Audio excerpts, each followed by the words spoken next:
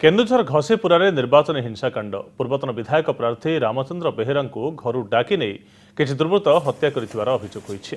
प्रथमे किसी दुर्वृत्त घर को आसी रामचंद्र को घर डाकी नहीं हाथ गोड़ सहित शरीर विभिन्न अंश को हाणी पकाई दुर्वृत्त डाक्तरखाना को नियाଯାଇଥିଲେ डाक्तर मृत घोषणा कर घसीपुरा थाना पुलिस घटनार अधिक तदंत जारी रखुछि। रामचंद्र 2014 स्वाधीन भाव में निर्वाचन लड़ी रामचंद्र 15,849 खंड भोट पाई निर्वाचन में तृतीय स्थान में थिले।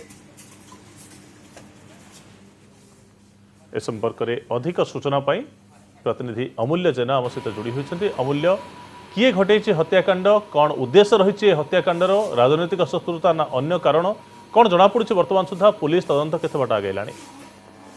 हाँ देखु संग्राम, निर्वाचन मुंड उपर थिला बेले गतकाली सबुबले राजनैतिक हिंसा चर्चा रही आसथिबा घसीपुरा निर्वाचन मंडली रे काली राति भयानक घटना लोकों मन में गोटे भय आतंकर वातावरण सृष्टि करछि। एबे निर्वाचन पाखरे थिबारु याकु नै विभिन्न महल तीव्र उद्वेग प्रकाश पाई। घटना संपर्क में जहाँ आम तथ्य रखीचु जे गतकाली राति प्राय 10टा-11टा बेले किसी लोक बासभवन को जाई डाकी बाहर को एवं से बाहर को आसवा पर हठात से आगुरी प्रस्तुत रही अतर्कित भाव में आक्रमण कर हाथ गोड़ को अति निर्मम भाव में हाणी उद्वेगजनक अवस्था आनंदपुर मुख्य डाक्तखाना को अणाଯିवा एठारे डॉक्टर कटक स्थानांतर करते मात्र रास्तार मृत्यु हो पुनर्बार फेरी आनी संग्राम।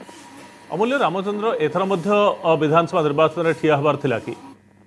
हाँ देखु सेमित कौन विधिवत सूचना मिल ना तेबे से जड़े टाणुआ नेता थे अंचल जड़े दक्ष संगठक थे पछरे अनेक लोकंर समर्थन थिला।